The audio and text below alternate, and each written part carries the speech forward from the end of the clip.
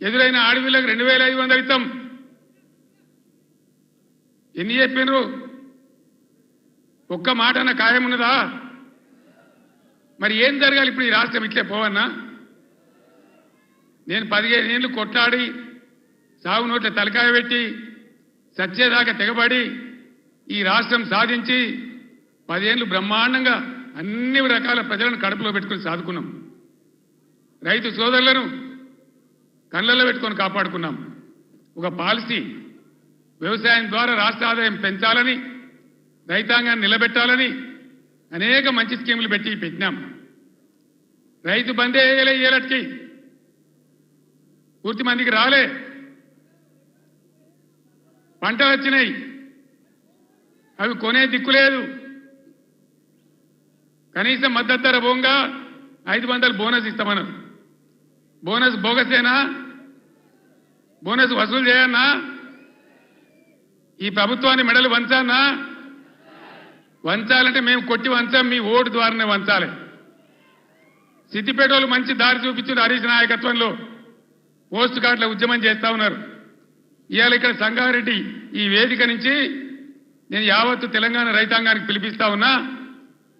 2 లక్షల రుణమాఫీ వెంటనే చేయాలని, ఎండిపోయిన పంటలకు 25,000 నష్టపరిహారం ఇవ్వాలని, ఎకరానికి బోనస్ ఖచ్చితంగా ఇవ్వాలని, వడ్లు వెంటనే కొనుగోలు చేయాలని రాష్ట్ర వ్యాప్తంగా రైతాంగం దయచేసి రేపటి నుంచే పోస్ట్ కార్డు ఉద్యమం మొదలు పెట్టాలని కూడా సిద్దిపేటను మార్గదర్శకంగా తీసుకొని చేయాలని నేను కోరుతా ఉన్నా.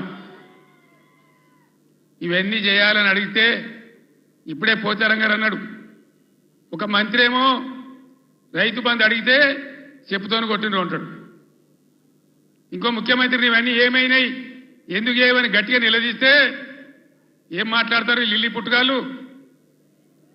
నీ గుడ్లు వీకి గోటీలు ఆడుకుంటాము, నీ పేగులు తీసి మెడలేసుకుంటాము, నిన్ను పండబెట్టి తొక్కుతాము, నీ ముడ్డి మీద షెడ్డి లేకుండా షెడ్డీలు గుద్దుకుంటాము. ఇదేనా 10 ఏళ్లలో నేను ముఖ్యమంత్రి ఉన్నప్పుడు ఒక్కసారి ఇటువంటి మాట విన్నారా? ఇంత అగౌరవంగా మాట్లాడినామా? ఇంత అన్యాయం మీ కళ్ళ ముందర జరగాలన్నా? దయచేసి ఆలోచన చేయాలి. ఎలక్షన్ అంటే ఓట్లు అంటే ఏదో ఆగమాగం ఓట్లేసుడు కాదు.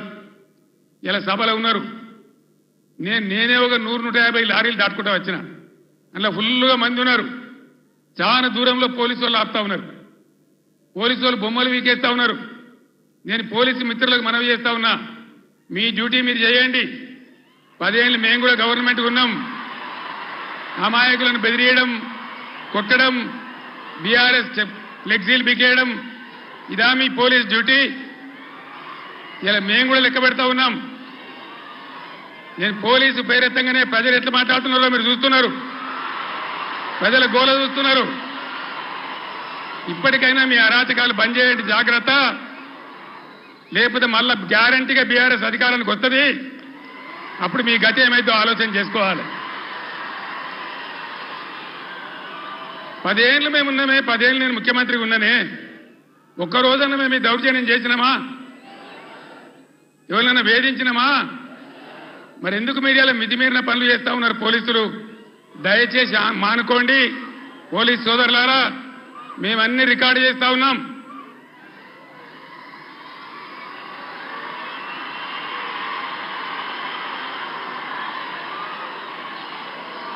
ఈ ప్రజల స్పందన చూసైనా మీరు మారాలి.